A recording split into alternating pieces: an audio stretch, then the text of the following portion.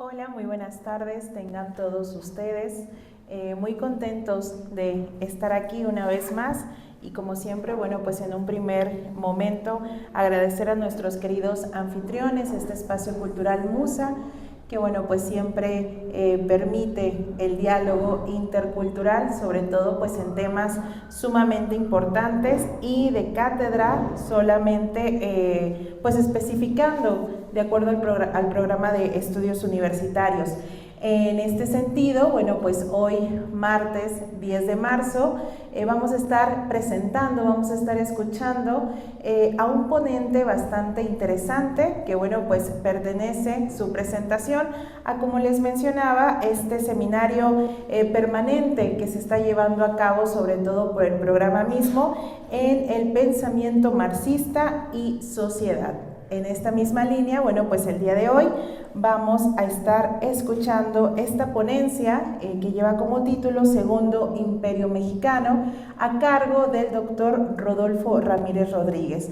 Y antes, bueno, pues de darle el micrófono, querido doctor Rodolfo, vamos a escuchar muy atentamente gran parte de su trayectoria académica. Evidentemente no es toda, sino aquí estaríamos la gran parte de la tarde, pero bueno, pues estos puntos importantes que le han llevado pues precisamente al día de hoy a compartirnos sobre este tema. El doctor Rodolfo Ramírez Rodríguez, nacido en Apan, Hidalgo, es licenciado en Historia por la Benemérita Universidad Autónoma de Puebla, titulado con la tesis El Maguey y el Pulque, Memoria y Tradición convertidas en Historia, 1884-1993. Realizó sus estudios de maestría en el posgrado de Historia y la Facultad de Filosofía y Letras de la Universidad Nacional Autónoma de México, graduándose en 2010 con la tesis Una mirada cautivada, la cultura popular vista por los viajeros extranjeros en México, 1824-1874. En 2015 obtuvo el grado de doctor en Historia con mención honorífica en la misma casa de estudios, con la investigación La querella por el pulque, auge y ocaso de una industria mexicana, 1890-1930, la cual recibió el premio Francisco Javier Clavijero como mejor tesis de doctorado en Historia y Etnohistoria, en 2016 por el INAH y publicada por el Colegio de Michoacán en 2018. Cursó una estancia postdoctoral en la Facultad de Economía de la UNAM con el proyecto de investigación Las inversiones privadas en el noreste del Valle de México y la comarca minera de Pachuca, un acercamiento a la integración de una economía regional, 1850-1870. También realizó una segunda estancia en el doctorado en Biodiversidad y Conservación en la Universidad Autónoma del Estado de Hidalgo con la investigación Historia del Impacto Ambiental en la región de los Llanos de Apan, México, un estudio de caso multidisciplinario. Es investigador nivel 1 del Sistema Nacional de Investigadoras e Investigadores del Consejo Nacional en Humanidades, Ciencias y Tecnología. Sus líneas de investigación son la cultura e industria del pulque, la literatura viajera decimonónica en México, la conformación de un mercado regional en el estado de Hidalgo y la construcción de expresiones de identidad popular en México. Y recientemente la historia ambiental, al igual que el patrimonio gastronómico. Ha sido ponente en diversos coloquios nacionales e internacionales y organizado mesas de trabajo relacionadas con la historia y el patrimonio rural. Ha escrito 6 capítulos de libros y varios artículos sobre la cultura e industrialización del pulque, la construcción de la identidad nacional y sobre diversos aspectos de la cultura popular en México.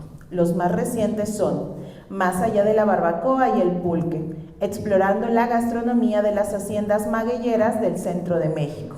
En el libro La cocina de la Casa Grande, múltiples perspectivas culturales y gastronómicas en las cocinas de las haciendas de México, publicado por la Universidad del Caribe en el 2023, y el capítulo del libro La cultura inmaterial en torno al maguey y al pulque en México, del libro Experiencias de salvaguardia del patrimonio cultural inmaterial, otros caminos, tomo 1, botones de muestra.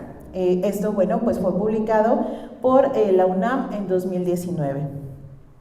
Sus artículos más recientes son la supervivencia de los rituales del maguey y el pulque en la época colonial en narrativas antropológicas. Esto lo podemos encontrar en el año 5, número 9 de 2024. Otro de sus títulos es La especialización agrícola de la región de los llanos de Apan, el surgimiento del cultivo del maguey de agua-miel del siglo XVI al XVIII, en estudios de historia novohispana, esto en el número 64 del volumen 2021, y el cambio de la actividad agrícola en los llanos de Apan, el caso del cultivo del maguey en el siglo XX.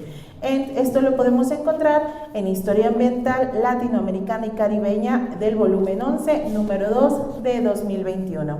Finalmente, es miembro de la Asociación de Historiadores de las Ciencias y las Humanidades.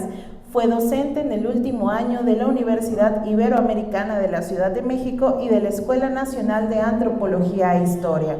Es colaborador de la revista Relatos e Historias en México y administra el grupo privado de Facebook Preservación del Maguey Mexicano.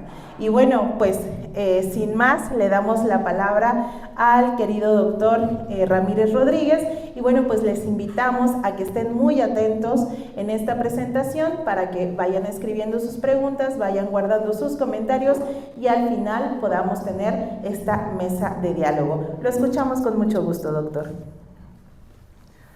Muy buenas tardes, tengan público asistente. Es un gusto y ante todo agradezco la invitación a través de Daniela Alcántara para este seminario y obviamente a quien nos recibe el día de hoy, que es el Café Musa, Artes Visuales.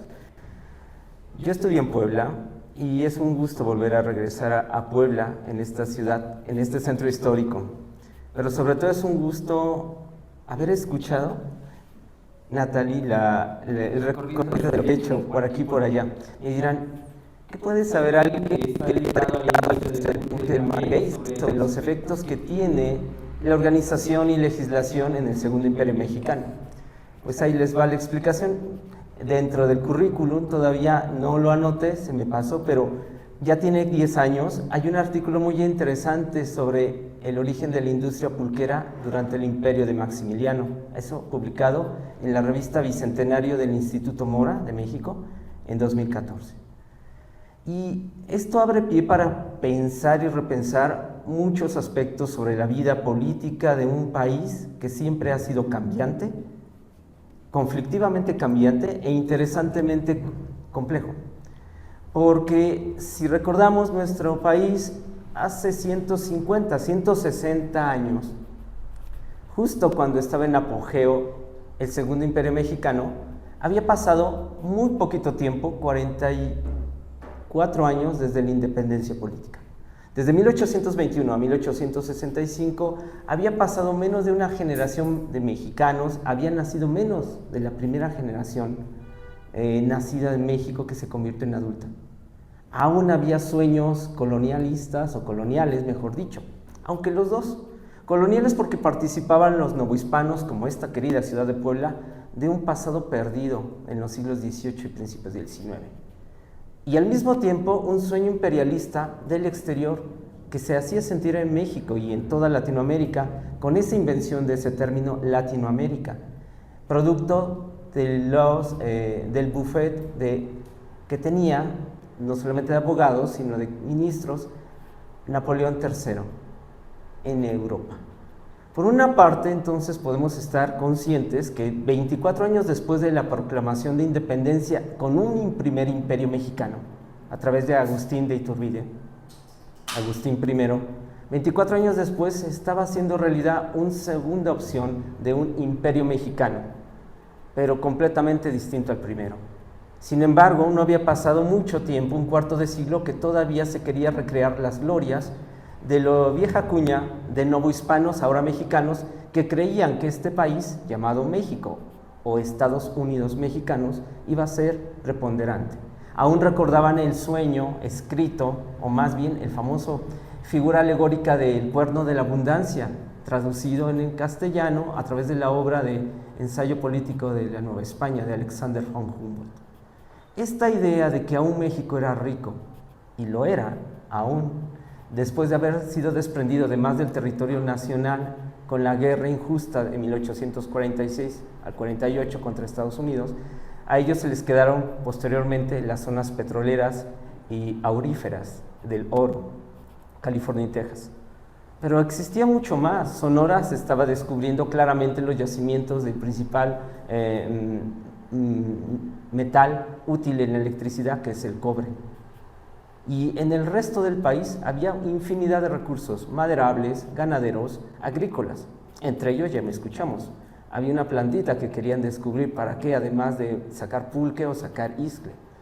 Y muchos otros productos que los europeos apenas se podían imaginarse en sueños. ¿Qué pasó en 21 años a partir del primer imperio mexicano hacia el segundo?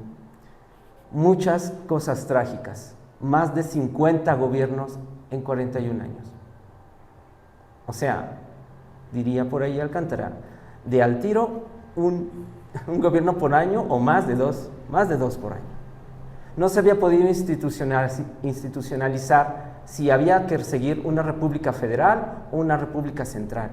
No había podido establecerse si querían tener una nueva cuenta al estilo de Inglaterra como un primer ministro, una experiencia nueva imperial o favorecer a un sistema político en donde los gobernantes fueran la élite, que fueran que gobernasen Puebla sobre Tlaxcala, Oaxaca y Veracruz, pero que el resto de la población no se constituyera como parte integrante de la nación. Y ese es el gran punto a discutir. Después de la independencia, la pérdida territorial y las nuevas pretensiones que ya hablamos de Napoleón III en Latinoamérica, era querer institucionalizar una nueva experiencia política de imperio. Pero ojo, ¿era un imperio mexicano? ¿El segundo imperio es un imperio mexicano? Esa es una pregunta que me hago. Y resulta que investigadores de todo tipo, desde el siglo XX hasta el XXI, entre ellos la más connotada, Patricia Galeana de la UNAM, ha dicho, no se equivoquen, la experiencia del segundo imperio mexicano de nombre lo era, pero la creación y la formulación no era mexicana. Y ese es un gran detalle que no debemos olvidar. Si Napoleón III, con esas ansias de reinstaurar un imperio napoleónico al estilo de 1808 con Napoleón Bonaparte, ahora Napoleón III, donde la cultura latina, derivada de la lengua romance, compartida en Francia, Portugal, España e Italia, los reinos italianos, no existía Italia, la Confederación de Estados, era poner un dique, primero, al expansionismo, ahora sí, imperial, de Gran Bretaña y lo anglosajón. Segundo, derivar una nueva connotación de dinamismo político debido a la monarquía un poco ya vetusta del imperio austrohúngaro, del imperio ruso y del imperio otomano. Pero había un latente, habíamos perdido la mitad del territorio, habíamos perdido, más bien, nuestros ancestros mexicanos habían perdido. Pero nosotros somos herederos de la derrota hasta la fecha. No se puede decir que no nos duela ni que no nos interese. Es obvio. Los españoles colonizaron, los mexicanos en 21 años lo perdieron. Eso hay que pensarlo muy detenidamente. Pero era detener el avance anglosajón. Todavía Estados Unidos le estaba comprando Oregón, el más norteño, noroccidental estado, a Gran Bretaña. Posteriormente, a finales del siglo XIX, comprar Alaska, a Rusia. Pero ya tenía puesto en la mira los territorios ricos de minerales de Sonora, Durango y Chihuahua. Y ya tenía, si tenía Florida, ¿por qué no bajar un poquito a Cuba como esa pretensión desde hace 170 años sobre Cuba? ¿Qué requería? Cerrar las tenazas entre Baja California y Cuba sobre el entonces República Mexicana. Y en ese sentido, el sueño de crear un nuevo imperio en México de Napoleón III era detener el avance militar, tecnológico y político sobre el territorio nacional. Pero ahorita vamos a ver qué pasó después de la derrota contra Estados Unidos. Después de 1848 y hasta 1857, la gran cantidad de pretensiones, sobre todo la dictadura de Antonio López de Santana, veracruzano, oriundo y habitante de Jalapa, había dejado en muy malos términos. Había vendido una franja territorial llamada La Mesilla, al norte de Sonora, al sur de Arizona, casi al mismo costo de la erogación que dio Estados Unidos por la victoria contra Estados Unidos. 15 millones en la victoria contra México y 10 millones por La Mesilla. Esa pretensión de segmentar el país de a cachitos, ¿por qué no venderles Baja California, el norte de Chihuahua, el norte de Coahuila, y saquemos 10 millones de pesos en cada segmento territorial? Eso era latente. Eso originó la revolución de Ayutla, encomendado por el último insurgente Juan Álvarez, pero seguido por Benito Juárez, entre muchos más, Ignacio Comonfort, por ejemplo también Guillermo Prieto, etcétera, y Melchor Ocampo. Pero en esas circunstancias no había más remedio que tomar una decisión. Conservar los valores que durante 300 años, es una exageración, pero vamos a decir casi 250 años más o menos, de la época colonial, en donde la autoridad emanaba del representante mayor, del delegado mayor, o del rico, potestado, blanco, rubio, lo que sea, que no era de aquí, no era nativo milenariamente. O era apostar por un sistema político distinto, al estilo de los más que federación, como confederación estadounidense. Hasta antes de 1860, Estados Unidos no era una federación como tal de estados. Era una confederación en donde los estados norte-sur, los que después entrarían en conflicto, estaban pactados su unión, pero se gobernaban ellos, y el presidente no emanaba ningún tipo de ley en cada territorio y en cada estado. Era más bien un gobierno coligado, una alianza de estados. Si eso México lo entendemos en que Yucatán no se parecía nada a la Baja California, pues entonces hay muchas pretensiones. Mencionaré antes de Juárez a una personalidad. Recuerden que personaje es ficción literaria, personalidad es persona política histórica. Manuel Gutiérrez de Estrada. ¿Quién era Estrada? Pues resulta que antes y durante la guerra contra Estados Unidos, Manuel Gutiérrez de Estrada había sugerido el regreso a una monarquía en México por la necesidad del descontrol y, en términos textuales, la incapacidad de gobernarse de los mexicanos, de tú a tú, de igual a igual. La libertad que había proclamado Sentimientos de la Nación, de José María Morelos, no aplicaba solamente a los que eran educados y eran virtuosos. Pero resulta que la mayoría del país no es que no fuera educada o virtuosa, no estaba instruida. Estaba bajo el dominio del dogma de la Iglesia y en realidad tenía prácticas consuetudinarias entre magia, curandería, sabiduría popular, etcétera. No es que sea malo, simplemente no podía instaurarse un sistema educativo y político como Estados Unidos. ¿Estamos de acuerdo? ¿Cómo instaurar Acuetzalan, Huamantla, Huajuapan, Acaclauca, Tlapa y decirles, ustedes tienen igual y vamos a ser ciudadanos mexicanos? Cuetzalan, Tlapa, Acaclauca, Huajuapan, Huamantla le debían potestad, eran hijos del pueblo e hijos del santo, de su santo, de su virgen. ¿Qué los podía unir? ¿Qué les podía unir como Belmont, Delaware, Massachusetts, que a pesar de tener religiones cristianas diferentes, metodistas, evangélicas, anabautistas, podían ponerse de acuerdo en un solo idioma? Aquí no. Aquí no se podía poner un zapoteco con un mixteco. Pregúntenle a Porfirio Díaz cómo pudo salir del plan de Tustepec. O en la Sierra Norte, los peleas entre Zacapuazcla y Cuetzalan Eternas, Oxonocla, etc. No se podía instaurar algo que, aun cuando el benemérito Benito Juárez lo quería, él pudo salir, pero ¿y el resto de los grupos indígenas? Manuel Gutiérrez de Estrada decía, no se pueden poner de acuerdo, no porque solo sean incapaces, sino porque tampoco pueden, en su mediana cultura de desarrollo tecnológico, cívico o científico, ponerse de acuerdo. Y hay que aclarar ese punto. Sin embargo, curiosamente, Gutiérrez de Estrada decía, bueno, no vamos a tener un plan mexicano, vamos a traer un príncipe europeo. Y ahí está el germen del Segundo Imperio Mexicano. Un príncipe europeo como los independentistas, los que ganaron la Revolución de Independencia, eso querían, un Borbón, un hijo de Fernando VII. Y eso era lo que se quedó latente un cuarto de siglo. Manuel Gutiérrez de Estrada tuvo que exiliarse por tantos conflictos políticos, y llegamos ahora sí al momento de Juárez. Si ya con ese contexto, que no se podían entender muchos pueblos y comunidades indígenas que debían su obediencia y su honor al pueblo y a la lengua, al santo y a la tierra, ¿qué podían tener entonces en relación a alguien que decía que era el gobernante de Puebla, de Oaxaca o de Guerrero, que nunca lo verían en su vista y además hablaba un idioma castellano y mexicano y que no le interesaba rendir culto en su pueblito al día de fiesta? ¿Qué le interesaba a esa comunidad jonocla? Pregunto, ¿eran mexicanos? Entonces, Juárez no le importó eso, los estatutos que compartía con muchos liberales renombrados, Melchor Ocampo, Guillermo Prieto,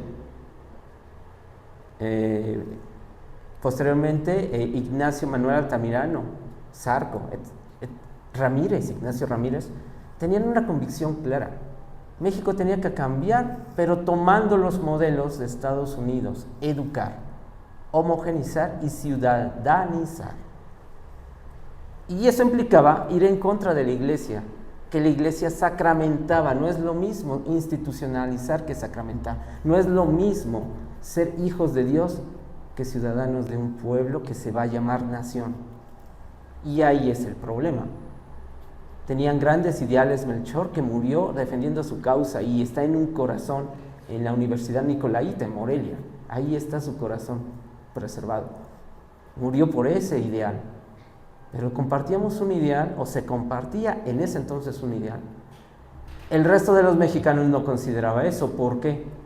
Tomó el caso de Puebla, no es que le tenga mala fe, pero vamos a poner que Puebla en ese entonces siempre ha sido un bastión conservador, un bastión de Iglesia Católica y una necesaria conservación de status quo, donde el empresario empoderado, descendiente del criollo, tiene preponderancia sobre el dominio público, sobre el derecho público y los efectos sociales. Resulta que se originó el gran conflicto de la guerra civil o guerra de reforma, lindada por militares y ganada por militares. Pero los militares, aunque ganasen en la batalla de Calpulalpan en 1861 en el Estado de México, eso no significaba que se acaban las ideas. Y es algo que quiero reiterar en este seminario como aportación. Aun cuando haya cambios militares, como en Irán, o políticos, como el nuevo gobierno de Estados Unidos, no matan ideas. Las ideas vienen de las vidas de las personas y esas no se van tan fácil. Aunque el juego político sí cambia, las ideas no cambian tan fácil, no mueren tan fácil. Ciudad de México, 1861, 1863, nuevos golpes de Estado, instauración de nuevo gobierno, golpe de Estado, una constitución liberal por el mismo presidente liberal que se arrepiente y da marcha atrás, y entonces nueva guerra civil. ¿Solución? Los mexicanos no podemos en ese entonces gobernarnos a sí mismos, a nosotros mismos.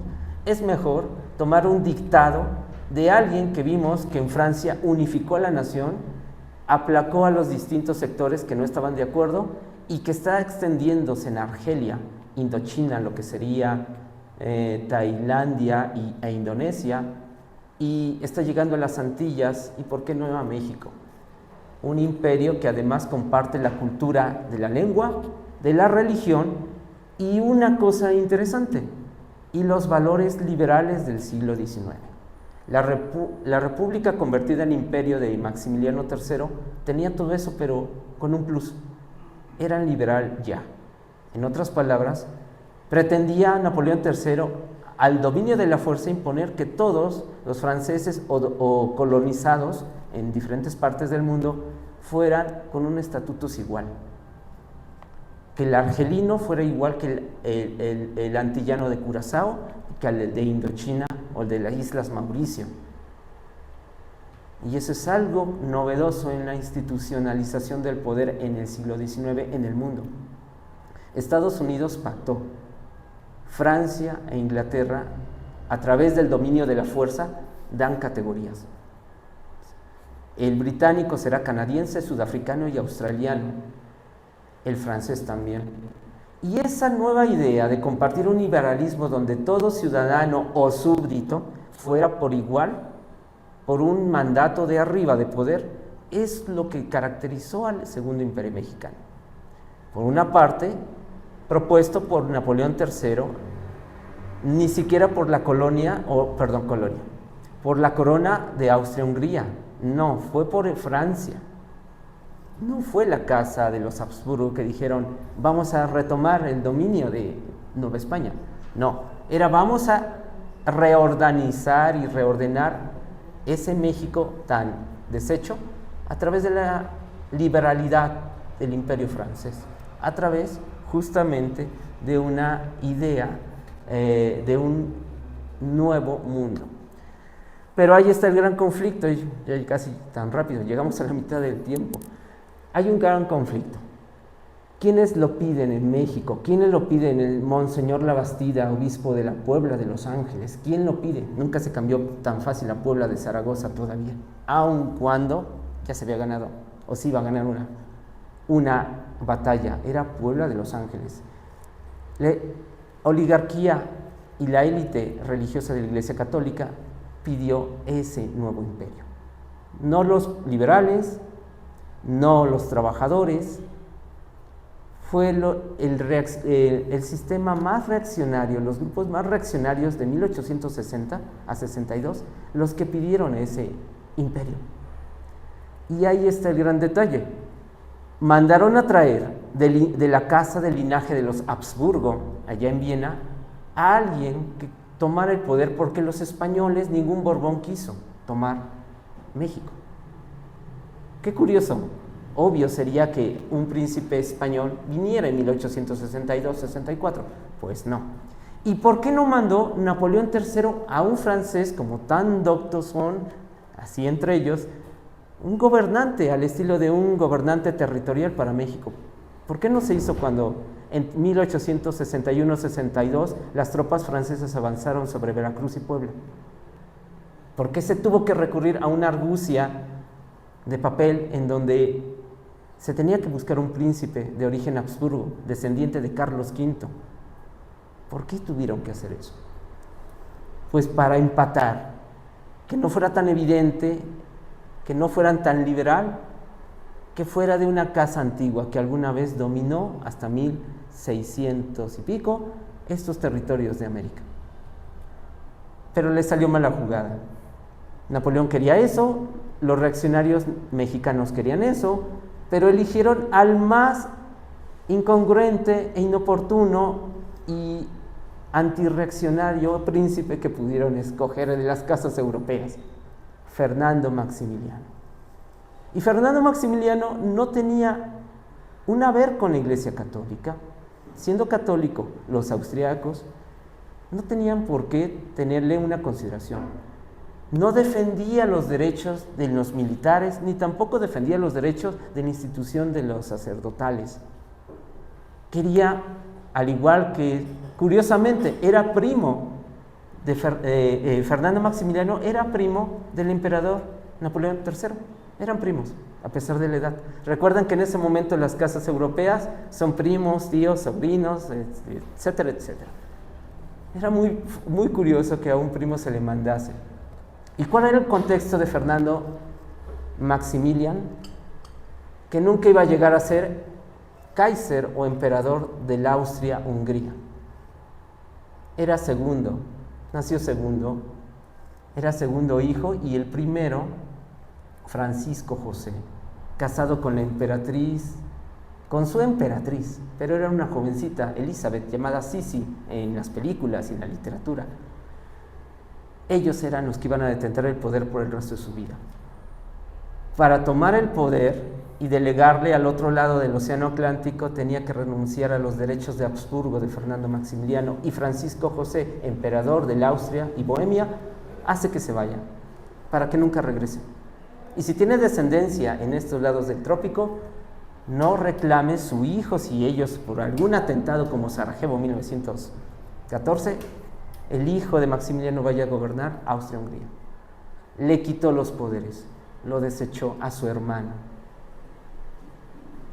Maximiliano no le quedó más remedio que vamos a probar suertes en esa zona tropical donde hay cactus, magueyes, palmeras y frondosos ahuehuetes. Y vino. Pero era el más idealista de todos los príncipes de la corona habsburga y podría decir de los imperios de Europa. No tenía más que una pasión, el conocimiento. No era un Francisco José, líder militar, casi un dictador institucional, Francisco José. ¿A qué le interesaba Maximiliano? Las zonas arqueológicas, la botánica y la ornitología. Perseguía todas las mariposas que encontraba en el trayecto de Veracruz hasta acá. Le interesaban voy a hablar de muchas cosas, muy al estilo de plática, porque si me quedo en detalle por detalle nunca acabaría.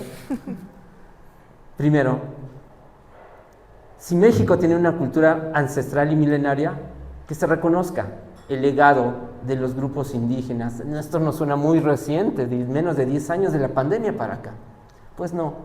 Uno de los primeros gobernantes mexicanos, y lo voy a tomar tal cual, gobernante mexicano a la par, al mismo tiempo que estaba gobernando Benito Juárez, en este famoso carruaje casi para el exilio, hubo dos gobiernos. No le puedo negar a Maximiliano y a Carlota que fueron gobernantes. Era la instrucción pública y el conocimiento de la historia. Maximiliano, más que Carlota, tenía un apasionado deseo de que la instrucción, ahora llamada educación pública, se esparciera por todo el país, y no solamente en las ciudades, ni siquiera en las villas o pueblos grandes. Quería que en todo, idealmente, quería que en todo, hasta en las haciendas, tomaran clases, no solamente de catecismo y contar, sino para leer y escribir, y saber rudimentos de ciencia. Segundo punto, quería regular el trabajo. ¿Cómo? ¿No estaba regulado desde Benito Juárez? No. Benito Juárez, en la Carta Magna Constitución de 1857, promocionó los derechos individuales de los mexicanos y los defendió ferozmente, tal cual. Pero no dijo: a los mexicanos que trabajen en haciendas, fábricas o obrajes, denle derecho justo ni un descanso dominical. No. ¿Y quién creen que fue el primero? Maximiliano, ya no de Habsburgo, Maximiliano de México. ¿Qué otra cosa instauró? Casas de rehabilitación y readaptación social. Muy al estilo de la época colonial, había hospital de enfermos, casa de recogidas para mujeres solas, abandonadas y golpeadas, había orfanatos para que los niños trabajaran y estudiaran a la par. Es como si durante 40 y tantos años los gobiernos conservadores y liberales de México hayan pasado a lo que llamaríamos el pueblo mexicano por muy arriba, por no decir la verdad. ¿Por qué tenía que venir un habitante europeo de un linaje dorado a poner los puntos, a tocar las llagas de un país que no sabía gobernar, que no podía gobernar? Y a su vez tenía una ilusión, era romántico e ilusionista, vamos a decirlo. Maximiliano quería también algo sumamente interesante, que ustedes deben de saberlo, y si no se los cuento: reorganizar territorialmente el país. No por esa disputa de los límites territoriales que venían de finales de la época borbónica y con los nuevos gobernantes hasta San Antonio López de Santana, donde Aguascalientes surgió con la leyenda de un beso que le robó una chica hidrocálida al dictador Santana, y de pronto hay un estado llamado Aguascalientes. Chequen su estado, su escudo de estado, y van a encontrar una boca, un beso. Ahí está, no lo miento, ahí está. Aguascalientes tiene un beso de una mujer. No, lo que él quería, Maximiliano, era cómo formar los nuevos territorios, que ya no van a ser municipios, van a ser departamentos. Bueno, los departamentos van a ser en base a su historia de los pueblos, en su territorio, lo que ahora llamarían usos y costumbres. Sí. Entonces, Por primera vez en la historia hubo un territorio llamado la Huasteca y no repartido como hasta ahorita en 2, 3, 4, 5 estados, que es más fácil, ellos se entienden, pero los huastecos no son de Pachuca, ni de Puebla, ni de Veracruz, ni de San Luis Potosí, ni de Ciudad Victoria, son huastecos. Y así repartió. México fue repartido no solo por él, o sea, Maximiliano se allegó de los liberales moderados del país, los radicales se fueron con Juárez en el famoso carruaje, en la República Errante, hasta la ciudad del Paso del Norte, llamado hoy Ciudad Juárez, por eso su nombre, Paso del Norte, a punto de salirse de Estados Unidos. La verdad, tengo esa duda, si salió o no del país, pero bueno, hasta ahí llegó. Y por otra parte, todos los demás territorios, que fueran territorios en comunión con su gente, territorio que fuera con un sentido no político de líder blanco, criollo, descendiente de las oligarquías regionales, que fuera algo más entendido por la comunidad. Otra cosa curiosa hizo, la innovación tecnológica y técnica. Ustedes sabían que con el imperio de Maximiliano se instauró dos cosas, el peso y el metro. Voy a explicarme más. Las monedas que antes se repartían en 8 partes, de herencia borbónica y colonial, ahora ya se dividían en centavos. ¿Y quién fue el que innovador de todo estos? Pues el imperio de Maximiliano, con él a la cabeza. Ahora ya tenemos una moneda llamada peso dividida en 10 y en 100. Hasta él no había habido esa división. Lo que ahora todas las ciudades se rige por metros, la innovación de la metralidad fue con el imperio de Maximiliano. Cosas, detalles, pero lo más importante no es eso. Lo más importante es que se requería que México aprovechara sus recursos naturales. Ya le escucharon, ¿no? Que soy investigador del agave de aguamiel, que es de aguamiel, y sacar todos los productos. A partir de 1864, con él, y durante 20 o 30 años más, hasta el Porfiriato, el principal recurso de esta zona era el maguey, ejemplificado en agave tequilero, agave mezcalero, agave de miel para hacer pulque, agave de textil, el lenequén o el iscle. Cualquiera de los dos. Pero teníamos más recursos. Además, las primeras comisiones científicas datan de esa época, no solamente con Maximiliano, pero datan de esa época. El descubrimiento del famoso ajolote que ahora ya tenemos en un billete tan comercial, los descubrimientos que se hicieron de zonas arqueológicas en territorio nacional, la adecuación de un instituto de bellas artes y un instituto arqueológico y un instituto astronómico, y repartía, aparecía Zacatecas el meteorológico, y Puebla el de Bellas Artes, y Mérida en Yucatán el del teatro. Pareciera ser tan curioso que un extranjero haya abierto la cortinilla para que los mexicanos entendieran lo valioso e importante que tenían de antemano. No es que haya descubierto nada, estaba develando lo que ya existía, pero no se valoraba como tal, no se entendía como tal. ¿Qué otra cosa más importante? Bueno, ya vimos que hizo un montón de cambios. Algo que es sumamente importante durante este periodo fue la urbanización, que sería retomada por Porfirio Díaz en el Porfiriato tardío. ¿A qué me refiero? Hasta 1864 las ciudades como esta y como todas las del centro del país tenían traza colonial. Todas.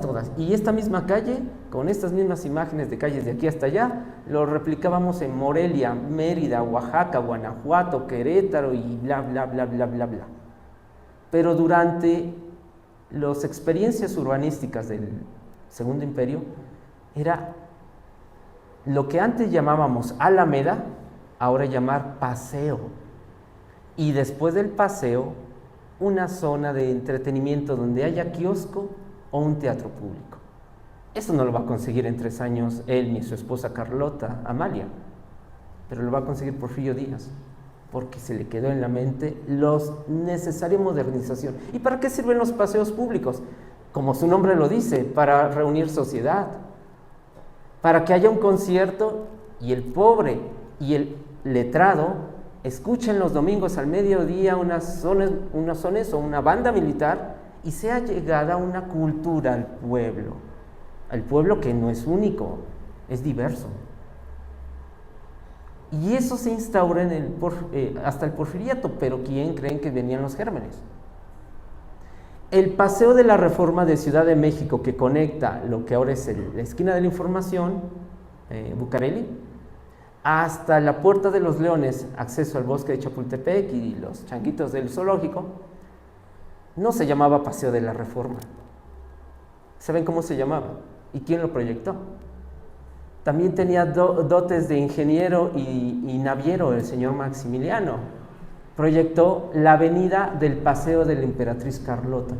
Y era para que directamente lo viera partir y lo viera regresar su amada esposa, que vivía en Chapultepec con estos calores que ya empiezan, el olor de la Ciudad de México, que no tenía drenaje, imagínense, en mayo, no en marzo, para que dejara a Carlota en el remodelado palacio del Castillo de Chapultepec y lo viera directamente hasta el centro de la Ciudad de México, todas las tardes y todas las mañanas, muy al estilo de una pareja enamorada de cuentos del siglo XIX, europeos. ¿Qué otros proyectos? Se quedó corto. El castillo de Chapultepec quiso renovarse y modificar el castillo de Miramar en Trieste. ¿Por qué era tan importante esta parangón que Maximiliano intentó hacer en menos de 3 años, entre abril de 1864 y mayo de 1867, que es el periodo del Segundo Imperio Mexicano, con él a la cabeza? Intentó no solamente ese bonito recuerdo bucólico romántico de planificar. Él quería una armada. Él planificó la armada austríaca. Austria, actualmente ven los mapas, no tiene mar. Pero durante la vida de Maximiliano, gobernaba la región de Lombardía-Véneto, Venecia, y Trieste, a un ladito. Y ahí estaban los barcos de guerra austríacos y húngaros, entre Venecia y Trieste. ¿Y por qué lo manda su hermano Francisco José? Se me pasó a decir. Porque les dio autonomía y libertad a los lombardo-venetanos italianos. Y con eso lo manda exiliado al Nuevo Mundo. Lo corrió, sí. Francisco José no quería que ningún territorio, Hungría, Bohemia, el Véneto, tuviera demasiada autonomía política. Francisco José era un emperador de viejo cuño, y resulta que su hermano, el gobernador de esa provincia italiana, italiana, les dio libertad política para elegir sus representantes. Entonces explíquenme, ¿por qué una élite mexicana reaccionaria, que ya les hablé, mandó a traer a un príncipe liberal? Ya van por donde voy a llegar a la médula de esta exposición. El Segundo Imperio se diferencia mucho del primero. Ambas, con sorna, los liberales les decían que era la corte de las tortillas y la corte de los tlacoyos. Pues sí, con una gran sorna. ¿Corte de los nopales o cómo? La corte imperial. Pero algo que sí hay que quedar claro, que en 1821 eran solamente los estados y estatutos más importantes de la nación. Los ricos y los criollos. Pero en 1864 siguen siendo los mismos ricos y criollos, pero le da cabida y lo visibiliza a las grandes masas que hay que gobernar, cosa que no había sido visto ni siquiera por Benito Juárez y los liberales republicanos. Ok, no les da poder, pero el domingo pasado seguimos viviendo las marchas del 8M. Antes de poder hay que visibilizar. No puedes darle poder si no está visibilizado el sector que hay que rescatar. Y cuando se visibiliza, se empodera. El caso de mujeres, el caso de indígenas, el caso de personas con habilidades diferentes. Y cuando se visibiliza, ahora sí, dale un cabida políticamente en el poder. No se puede de otra manera. Es imposible de otra manera. Entonces, cuando pasa eso en el Segundo Imperio, ya estaba dando los cimientos, si quieren nada más eso, de los pueblos y de los sectores oprimidos, que no habían sido vistos, que el mismo Juárez más moreno que yo y más chaparrito que yo, dijo: hay que convertirlos en ciudadanos. Sí, pero ¿cómo, señor Juárez? Y Maximiliano, sin responder a la pregunta, pone los cimientos. Los primeros leyes en náhuatl a nivel federal, en este caso no federal, a nivel nacional, de nación, no de federación. ¿Quién cree que lo mandó a hacer? ¿Emiliano Zapata? Maximiliano de México. Los primeros estatutos en náhuatl para el centro del país fue en el imperio de Maximiliano, lo sabían, lo podemos consultar. Lo que quiero hacer es, en esta plática, quienes me escuchen y quienes estén presentes o que vean después la transmisión, es que piensen que las cosas en la historia nunca son simples ni sencillas y que hay muchos aristas. Y ahora sí, ya llegué a la médula del momento de la exposición. A mí siempre me ha gustado lo que Patricia Galeana ha dicho, que entre 1857 a 1867 se le debe considerar en la historia como la gran década nacional. ¿Y por qué la gran década nacional? Hemos tenido una, 1810 a 1821, 11 años de guerra. Sí, pero no ganaron ni Hidalgo, ni Rayón, ni Allende. La ganaron una contrarrevolución. Iturbide era un contrarrevolucionario y contrainsurgente. Bueno, hemos tenido otra gran década nacional de 1910 a 1920, donde para sacar al dictador, ahora sí un dictador, pero no un dictador como Díaz, era distinto a Santana. Santana era un manipulador astuto, vende patria, dirán, vamos a ir vende territorio sí. Díaz no era un dictador así. Díaz eras un dictador al estilo de Francisco José, puño de hierro, todo se amuela, pero solo así progresamos de a poquito el país.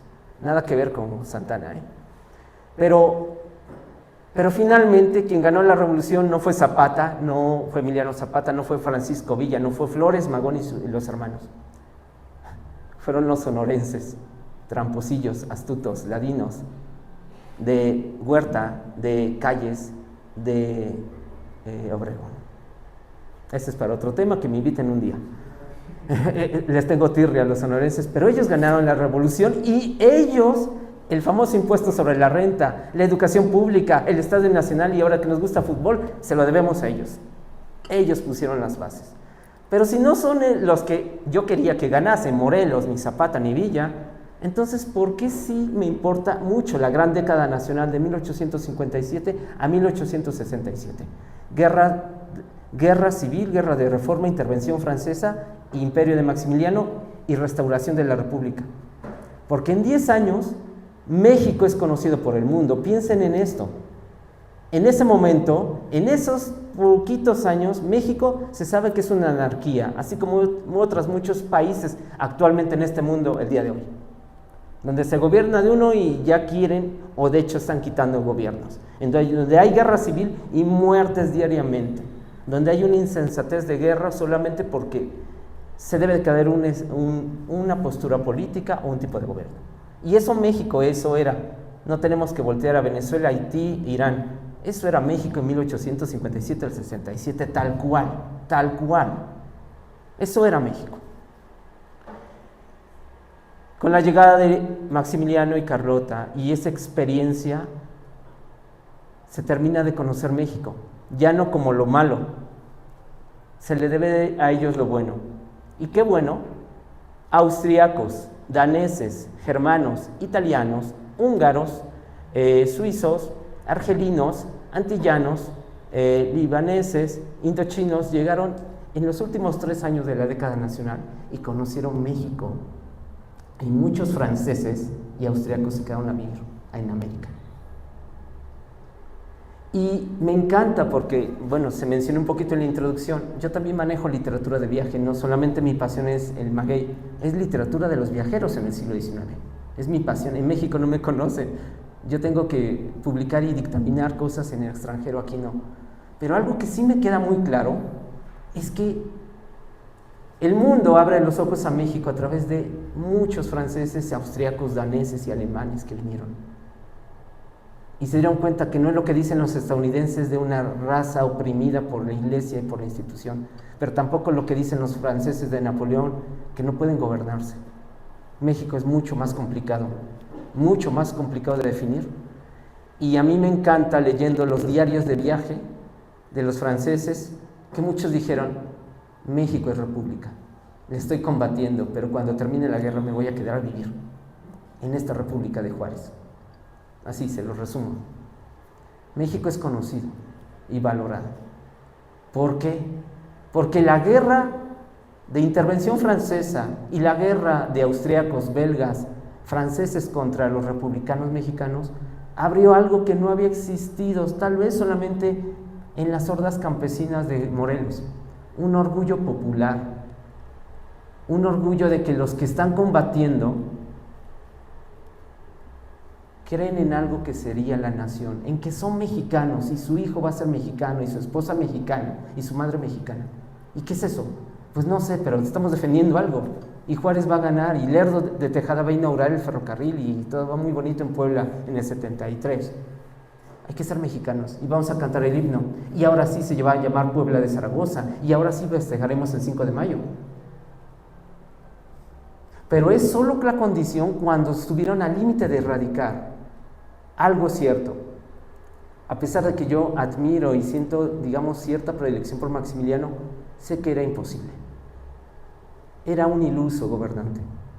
México no se podía gobernar. Pregúntenle quién pudo gobernar. Porfirio Díaz, ¿cuántos años? ¿Y hasta qué año? ¿Y de qué manera? Iluso Maximiliano, no podías gobernar.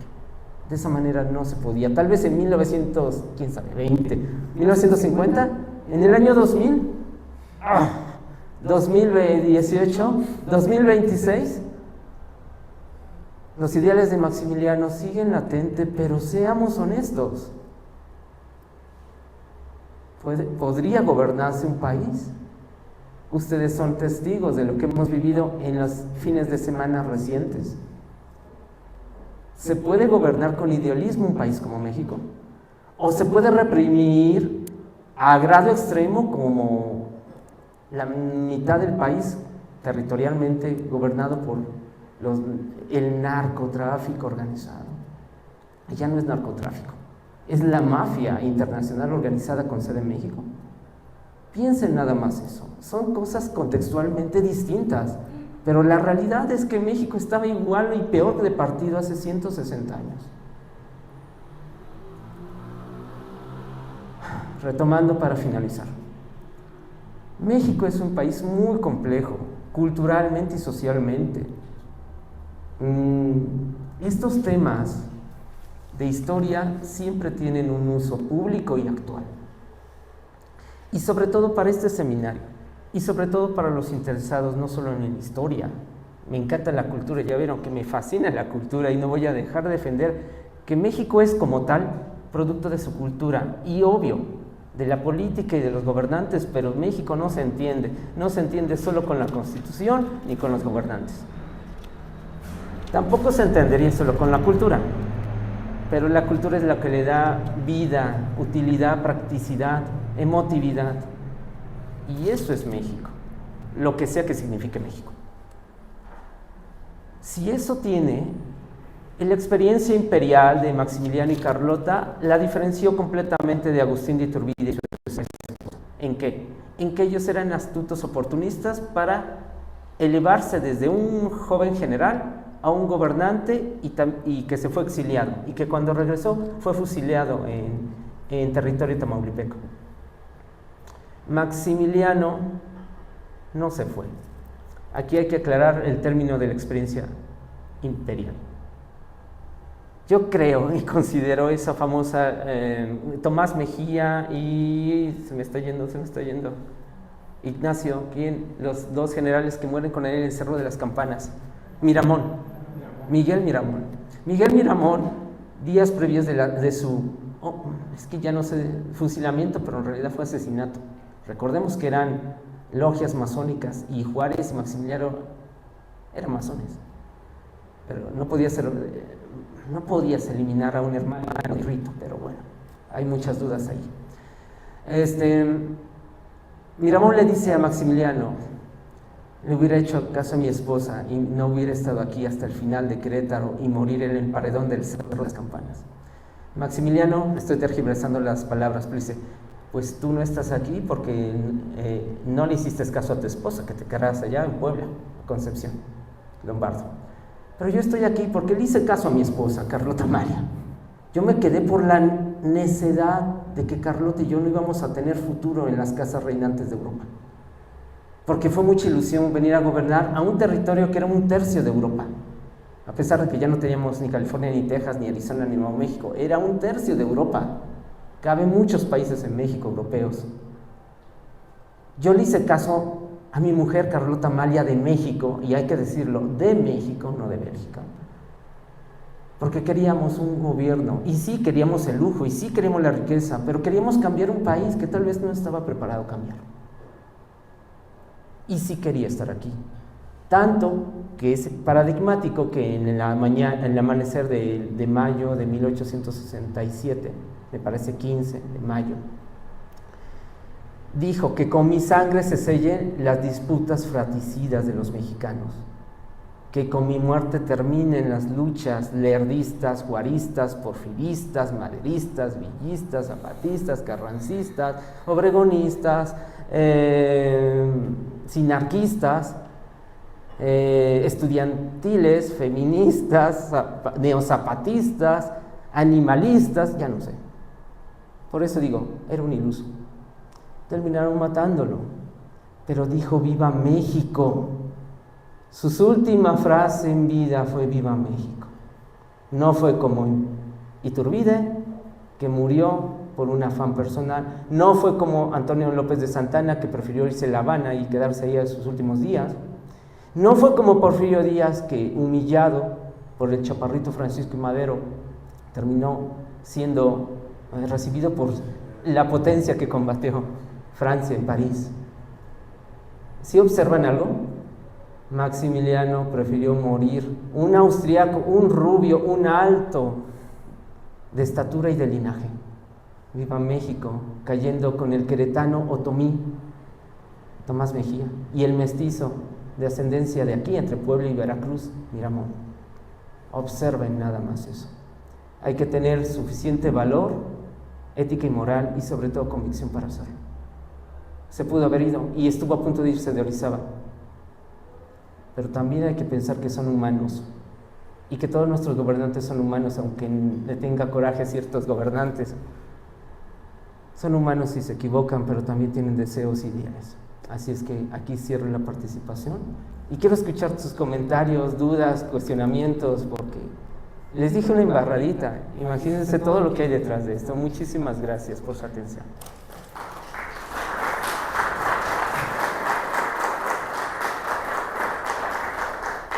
Al contrario, doctor, muchísimas gracias por tan brillante exposición. Vaya que deja en el tintero varios temas, varias pautas que podemos emprender en diálogo, sobre todo porque hay varias características, varios comentarios, varios pasajes que muchas veces no conocemos y que, bueno, pues tendríamos como esa responsabilidad, no solamente como mexicanos, sino precisamente en la otredad, ¿no? Recordaba mientras le escuchaba una frase bastante interesante del filósofo Agustín Serrano de Haro, estudioso del pensamiento arendtiano, cuando menciona, bueno, la historia recae en nosotros no solamente como esta capacidad de memoria, sino como esta capacidad de hacernos responsables del presente, ¿no? Entonces, bueno, vaya que con la presentación del doctor Rodolfo Ramírez Rodríguez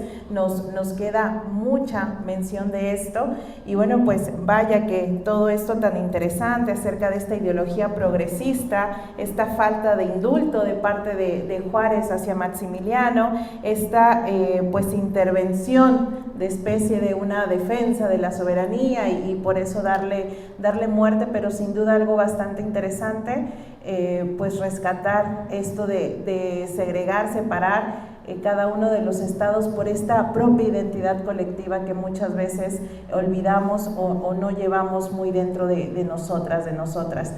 Nosotros.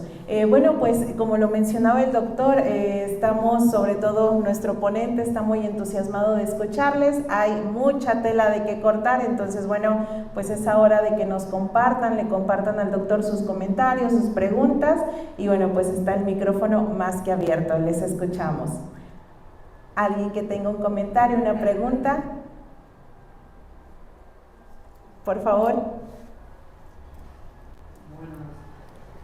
A ver si gusta pasar. Sí, y ahora sí. Sí. Pues un gusto, doctor, nuevamente, a la moderadora igual. ¿Qué le recomienda usted a los jóvenes y a las futuras generaciones que están en sus primeros años aprendiendo sobre la historia, pero más la historiografía patria, que te empieza a darle a los jóvenes esa historia maniquea, manipulada, con sesgos, con inclinaciones políticas, y como este tema que analizó del Segundo Imperio, y que te dice, estos son los magos de la película, el liberalismo, con cuál fue lo mejor, y te lleva a estas generaciones que reproducen y reproducen esta historia patria, y que hay generaciones que piden que regresen los antiguos libros de texto de Conalita, del perrito, sin saber que hay libros como el libro de sexto grado, que tiene mucha carga historiográfica patriótica, pero que toman fragmentos de la realidad y la manipulan. ¿Qué le recomienda a esta generación? Gracias. Ok. Le escuchamos, doctor. Muchísimas gracias. Como se darán cuenta, yo soy un apasionado de mi región, de mi país, de mi vida y compartida, ¿no? Aquí estudié, aquí prepa, universidad. En Hidalgo, kinder, primaria y secundaria. En México, los posgrados. Y es importante cuando uno habita diferentes lugares, aprender y tomar lo mejor de cada lugar, pero también aprender a ver lo que no está muy bien, lo que no es correcto en ciertos lugares. Y aprendí muchas cosas aquí en Puebla de ambos lados. Pero hay algo que siempre me ha encantado Puebla. Dirán, ¿qué es? Dos cosas, de hecho. Puebla ha cambiado muchísimo en 20 y tantos años, en 30 años. Los de mayor edad deben de saberlo perfectamente. No solamente en clima, en movilidad, y no solamente en movilidad, en sociabilidad. Y no solamente eso, sino en estabilidad social y emocional, personal también. Y yo recuerdo que para estudiar historia, Puebla es un libro abierto. No hace más que salir a sus calles y ver su arquitectura, que eso es un proyecto que se quedó en el tintero. Me hubiera encantado estudiar los edificios de Puebla, cómo nos transmiten un lenguaje material de la colonia, pero sobre todo la época porfiriana y el Art Deco y el Rococó. Es un libro abierto. Y el otro o sea, es increíble. Salgan a su centro histórico, uno de los más bellos de México, pero no le pide mucho, no le pide mucho a las otras ciudades en el resto del mundo, su patrimonio edificado. Y el otro patrimonio cotidiano que lo tienen saliendo aquí abajo, donde quieran, su patrimonio gastronómico, más que gastronómico, culinario. Son dos cosas que, a pesar de que ha cambiado las generaciones, está más vivo que nunca. Me preguntas en el caso de los libros de texto y entramos ya en debate. Quiero aclarar esto. Puebla me enamoré de sus dos aspectos. Me desilusioné de su desarrollo sociopolítico, si lo digo abiertamente. Pero voy a poner algo intermedio, que es los libros. Con esta también noticias, no voy a hablar de caso porque para mí es relevante, pero es innecesario mencionar nombres. Con el caso de la reestructuración de los asesores de libros de texto, no de ahorita, no de Morena, sino viene del PRI y viene del PAN. Se ha eliminado los contenidos básicos en las materias de historia de educación básica. Y se ha reformulado al grado absurdo, en mi opinión absurdo, de que cuando se estudia bachillerato o preparatoria, como quieran llamarle, ya no existe historia. La nueva reforma educativa actual, la que impera el Partido Morado en el poder, ya no hay historia. Y nos están haciendo dar clases y los chicos y chicas están aprendiendo algo que ya no es historia. Pero desde antes ya sabrán que ya no hay geografía. Y desde antes ustedes deben de saber que ya no hay civismo. Sin civismo, sin geografía y sin historia, ¿qué nos hace ser ciudadanos mexicanos? TikToks y Reels, ¿o qué? O comer nada más cuando mi mamá nos llama a comer la comida típica. O las series en Netflix, perdón por la promoción, de A, B, C, Z narco mexicano famoso o famosa reina del Pacífico. O sea, ¿qué nos está dando? En mi opinión, los libros ya han dejado de ser la razón de ser. Jaime Torres Bodet, compartí una frase las semanas pasadas. Jaime Torres Bodet decía que el contenido de los libros no se preste a disputas vanas, que el contenido de los libros haga sentir orgulloso quien lo lea de su historia, de su sentido de ser. Bodet, pero ya estamos hablando en época prehistórica para los chicos. ¿Qué va de ese que finalmente fue un producto de la revolución institucionalizada, hay que decirlo tal cual? Fue un producto a los nuevos gobiernos azul, tricolor o morado, guinda, en donde no les interesa eso. Y mi postura es que no les interesa eso.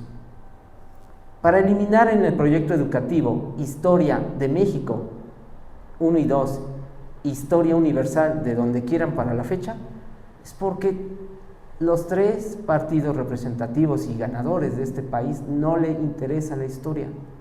Mucho menos les interesa la edición de un libro rico, íntegro, fuerte en historia. Y mucho menos les interesa que los docentes estén preparados para dar historia. Y que nada más les den una miscelánea, una monografía llamada Identidad Nacional, en donde hablo un poquito de etnografía, mucho de sociología, un poquito de cuestiones de ecoambientales, y les recuerdo a dónde debe de ir al museo, pero si quieren que no lo haga, simplemente que se sienta orgulloso de lo que vea, y ya está mi programa hecho. Y chicos de primero a tercero de bachillerato, ustedes sabrán si eso vale la pena, porque no les voy a calificar como historiador, mucho menos como escritor de la historia. Solamente quiero que sepan, en tu comunidad hay una fecha histórica, hay un lugar histórico, hay un pueblo indígena, que ya no le llamamos así, es originario, sí o no, pero ¿qué tal en los lugares de Catepec donde no hay eso? O peor aún, en una zona fronteriza, no tenemos zona arqueológica, no tenemos monumento nacional, no tenemos parque nacional, ni reserva, lo que sea, biológica. Entonces, ¿qué es ser mexicano ahí? En Ciudad Juárez, en Tijuana, en Culiacán. En cambio, si yo me voy a dar clases en Mérida, en misma Puebla, ya te respondí al revés, ¿no? Ya tienen elementos para sentirse orgullosos cotidianamente y no necesitamos de un libro siquiera. Continuamente salir y ver y preguntar. Y dan de moda que famosos videos autogestivos. Vine a casa de los hermanos Cerdán, vine a la casa sí, hay tantas casas, ¿no? Aquí estuvieron viviendo muchísima gente, Iturbide, Aro, Tamariz, Esteban de Antuñano. No, bueno, aquí se firmó el primer borrador de la proclamación de independencia con Iturbide, aquí lo tenemos. Tenemos un montón de cosas que solo por el mero hecho de andar Fotografíame todas las plaquitas que encuentres en el centro histórico, no nos vamos a dar abasto con una escuela. Y orígenes de la comida. No que se vayan en primera instancia a los recorridos guiados que pueden decirnos verdad o mentira cuando vienen en vacaciones, no. A mí me preocupa, compañero y amigo, que yo ya estoy preocupado, ya no por los libros en sí, que ya te estoy diciendo que estoy decepcionado. Con el actual gobierno y con los de atrás y con los que vendrán, estoy decepcionado. Más bien me estoy preocupando cómo a los chicos de 6 a 12, 12, 15 y 15 a 18, les voy a dejar un poquito de historia, que lo entiendan. Y si no entienden qué es la historia, que como bien se ha dicho aquí, es el recordatorio de tu pasado, pero dándole un sentido y un valor. Vamos a dejarlo así, el que tú quieras. ¿Cómo me van a entender cómo se escribe la historia? Lo que tú dices que es historiografía. ¿Cómo se escribe la historia si no entiendo qué es historia? Alabo que tú tengas interés a tu edad, pero quiero saber si la generación que viene detrás de ti tiene el gusto por la historia y entender cómo se escribe la historia. Porque estoy seguro de que el resto de las generaciones bajo tu edad, su única información será la digital y virtual de aquí estoy frente a X monumento y sacándose sus fotos y videos, y eso es lo único que enterarán de historia del fuerte de Loreto y Guadalupe, del convento de San Miguel, Arcángel Huehuetzingo, de la fábrica primera de Antuñano o de su centro histórico Puebla. O sea, no me queda claro. Ya también empiezo a ser de la vieja guardia y no me queda claro cómo le voy a enseñar a alguien de 6 a 18 años el valor de la historia y el orgullo que debe originarse a través de esta. Y dudo mucho que esa nueva carga pueda siquiera ser leída por mi estudiante, un documento de este grosor. Sí entienden. Mi preocupación va más allá a la resolución de que nuestro gobierno guinda empeore unos libros. En un día el gobierno de cualquier color va a decir 0 libros. Inteligencia artificial y conectividad e internet te va a decir lo que hay que enseñar, como ya estamos aprendiendo en la UNAM en educación a distancia. Descárgale, ve video, ejercítate y vámonos. Te califico así. Ya ni siquiera voy a más allá, ya ni siquiera tendré a un docente dando clases. Únicamente me conecto, tengo 6 meses, 5 meses para probar el seminario, el semestre 2 de la UNAM, el primer año de primaria o el primer año de preescolar y ¿Qué aprendí? A visualizar, a cantar y a escribir con mis deditos, tocando. Y eso es todo. Voy más allá, ya está pasando. Todos los demás que hemos leído el peso de la historia, no sé a dónde vamos a ir. Porque el futuro ya no es personal como antes, y el futuro no es una individuación. El futuro es lo que puedes aportar vía conectividad e inteligencia artificial hiperglobalizada. Oiga, entonces, ¿cómo va a pasar con los museos y los muestrarios y las zonas arqueológicas y los patrimonios naturales del jaguar y el tucano, la ballena y la mariposa? Lo que aparecen en los billetes, pues va a desaparecer. El futuro del siglo XXI es neoliberal, sea quien diga gobernar. Y algún día te voy a responder. ¿Te acuerdas que en 2025 me preguntas de los libros? 10 años después desapareció el billete de papel en 2035. Y lo que había atrás del 50, 100, 200, 500 y 1000 pesos ya es un recuerdo.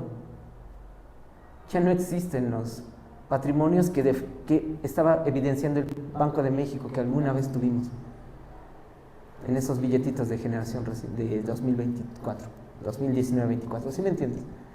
Estamos en un momento que se nos está yendo de la mano todo. Todo. Ya no hablo de la historia, todo.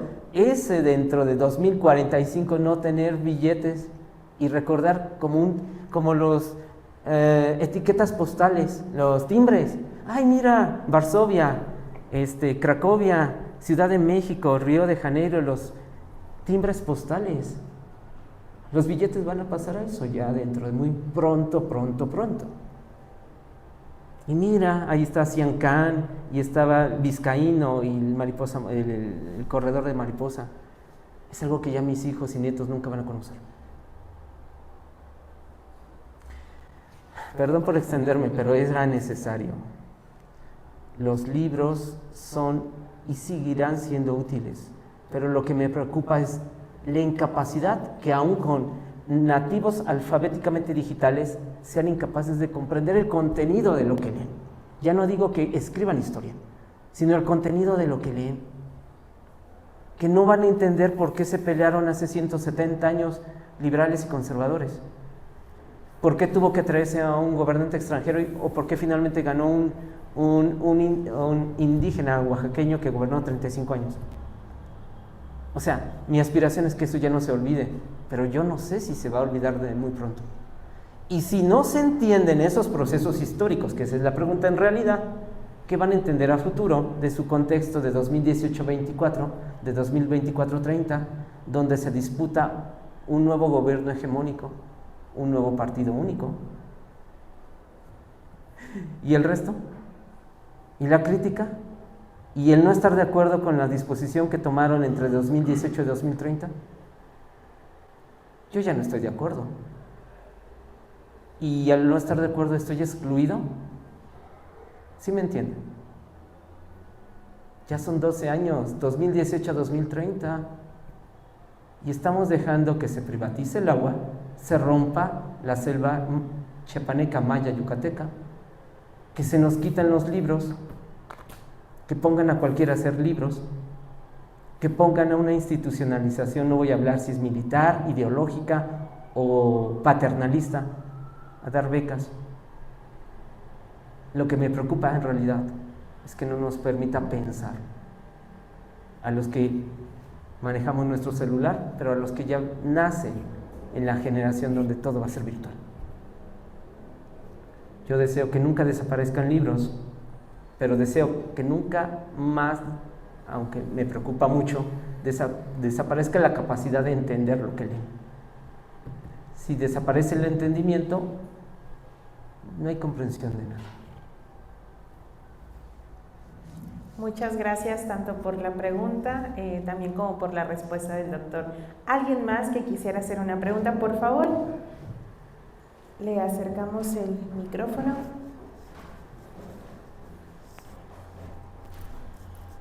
Aquí tiene. Gracias. Felicito a joven. Realmente va bien enfocada, porque somos presentes, pero también debemos tener una visión. Esa visión nos tiene que descansar en la historia. Todo ser humano tiene su historial. Si no conoce su historial, no se conoce automáticamente quién es. Su ser no es bien. Entonces, muy interesante pregunta. Pero le ven muy lleno en su conferencia el expositor, porque simplemente trastoca, marca las cicatrices de un país. Precisamente le da importancia al papel de la educación. Una de las formas de comunicarse es la escritura. Leer es un papel importantísimo. Cierto, la digitación es fundamental, pero no es lo mismo una holística de un mundo que debe apreciarse, debe leerse. Si es triste, porque yo pongo las bibliotecas de los chavos, probablemente que van para consultar, para investigar algo. No la biblioteca para recoger obras y leer. No, simplemente los escritores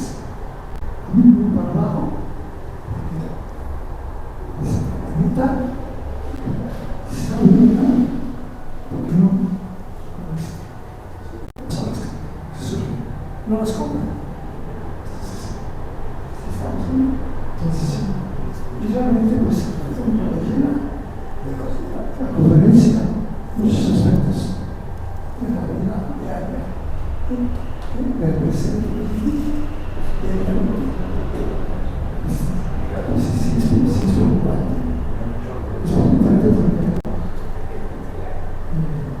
pues tenemos la situación generacional. Ya no tanto a las corrientes filosóficas, las corrientes ideológicas o políticas, sino las generaciones. Muchos amigos sí su papel, de alguna forma, pero pues, en el aspecto de generaciones, los jóvenes, digamos, 16 años, edad, 55, 55, son jóvenes, son los que tienen que tener la calidad de poder resolver esos aspectos como se está tratando de exponer. Y sobre los actos históricos, la atención tiene una historia finalmente interesante y que debe ser bonita. La historia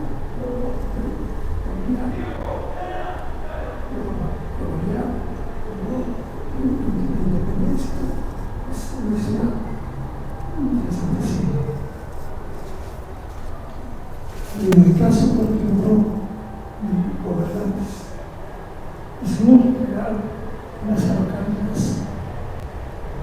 se luchó porque era la educación de los rincones más apartados, las comunidades. Lástima que don Francisco J. Mujica no continuara ese ritmo que había pasado en las altas. Como tráfico fue Manuel Ávila Camacho. Y ahí no por triste, engañar la tierra de los este era un más reciente cuando los avances, los pasos, uno a todos los dedos, a lo mejor autoridad y tantas épocas. A lo mismo acostumbrarse era la gente muy interesantes. Pues ciertamente ese movimiento hoy tengo muy superior estos medios a nuestra época, como se llama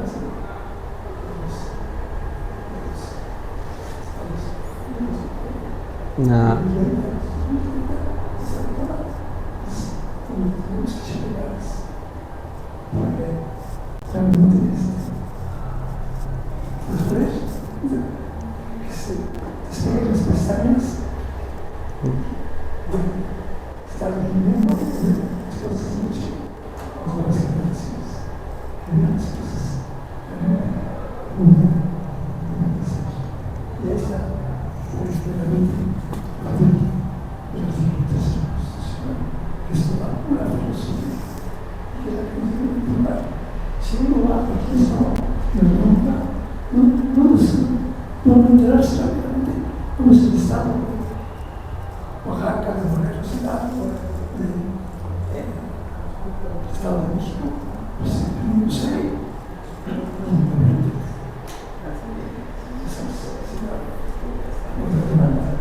Sí, no sé, no.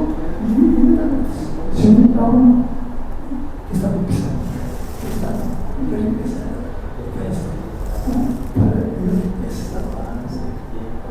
por eso, simplemente es exhortar su diferencia. Yo creo que vos, ¿por qué? No es porque ok. Sí, sí. Si me permiten comentar eso también. Sí. Sí, sí, sí. Sí, me acuerdo. Sí. Y esa sustancia, pues esos libros dan, porque la resistencia químicas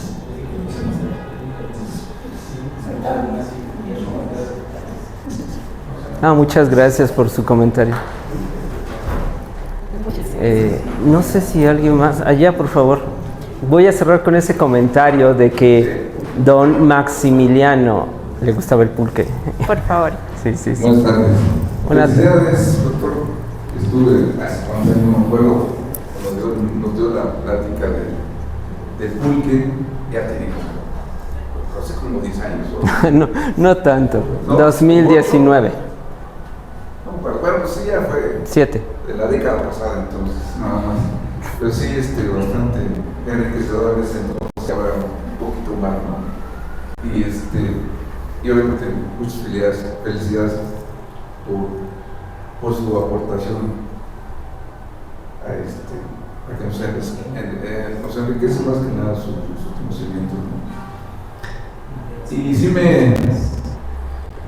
por lo que comentaba acerca de los libros, me estaba recordando el libro que se publicó en 1950, que se le yo nací también, que es la de Fahrenheit 45.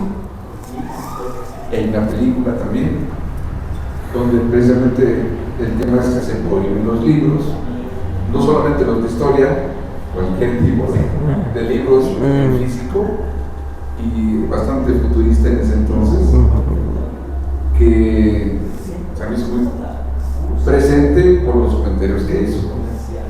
Esperemos que no llegue a tal grado, porque yo siempre tengo la esperanza de que habrá grupos como los que surgen ahí en la película y en el libro, obviamente, que son los pocos o los muchos libros que rescatan y hacen toda una serie de situaciones que padecen y que al final de cuentas pues logran conservar muchos libros, ¿no? Con la memoria de algunas personas jóvenes y personas grandes que se los chutan todos los libros y se leen y se los memorizan página por página y renglón por renglón inclusive. Entonces me pareció interesante recordar esa película, pero yo no soy tan pesimista. Creo que sí hay esperanzas en que si hacemos la defensa de los libros, cualquiera, no solamente los de historia, yo creo que van a resurgir, como muchas veces ha resurgido otro tipo de problemas que nos han provocado el famoso progreso de la humanidad, ¿no? Y eso me da una luz, o sea, muy tenue para que no suceda lo que o por lo menos pronto, o lo más lejano que se pueda ir posponiéndose, ¿no? Y un comentario también con respecto habló de los destilados de agave, como el pulque, como el mezcal, el tequila, pero nunca habló del sotol. Me parece que también es de un agave, ¿no? Que es el que se destila en Chihuahua. Ajá. O estoy equivocado con respecto a la planta. La planta, sí. No es agave, el sotol no es agave. No. Pero también pero es desértico. Bastante fuerte y igualito que un tequila, los 42 gramos de porcentaje de alcohol. Entonces es muy interesante. Esperemos que nos tenga el nombre de su libro para poder comprarlo. Gracias. Ok. Compañeros, asistentes, por favor, quiero saber sus opiniones, ya que nos congregamos aquí el día de hoy. Así es, doctor. Le escuchamos, por favor. Bueno, buenas tardes. Primero que nada, agradecerle por estar aquí, por compartir todo todo lo que nos dio.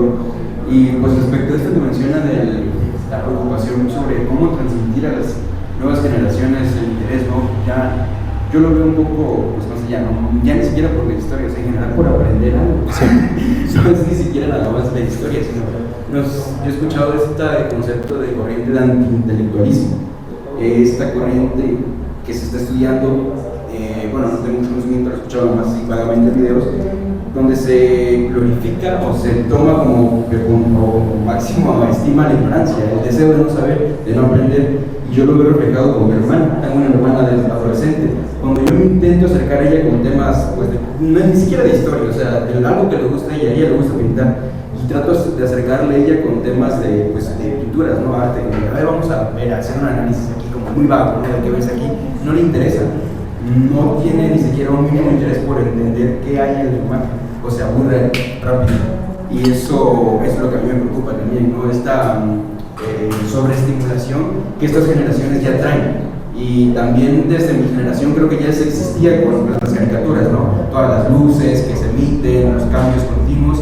Entonces sí es muy preocupante porque yo no nada más es a niveles de concentración, es algo ya neuronal o no sé cómo llamarlo, que preocupa sí, porque no hay un interés real, genuino por ningún área, ni siquiera por aprender algo relacionado a su día a día. Y lo que usted mencionaba de Puebla, eso me llamó mucho la atención, porque yo tengo un conocido que me dijo una vez una frase muy bonita, me dijo, Puebla es un museo.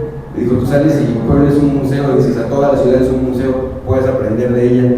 Y creo que por ahí podría ser quizá una clave para intentar acercar a los alumnos, ¿no? A las generaciones en el día a día, en su cotidianidad, en darse cuenta que todo lo que nos rodea es historia.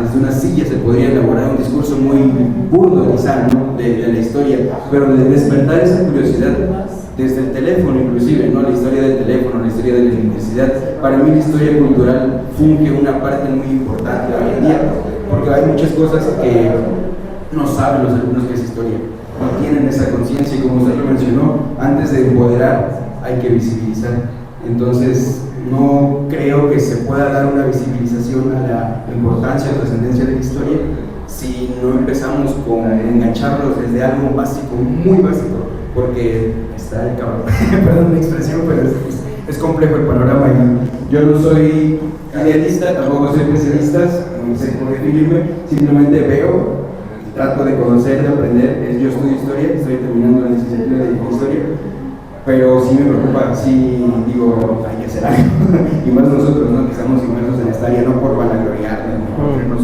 superiores, simplemente porque somos, creo yo, conscientes un poco más de los problemas que pueden ser más pues, graves en el futuro. Y pues sería eso todo, ¿no? Y muy buena exposición. Gracias. Muchas gracias. ¿Alguien más quiere ¿Alguien compartir? más que tuviese un comentario? Si no, bueno, pues agradecemos estos comentarios y pasamos el micrófono al doctor para que nos otorgue sus respuestas y sus comentarios. ¿Alguien más? Le escuchamos, doctor.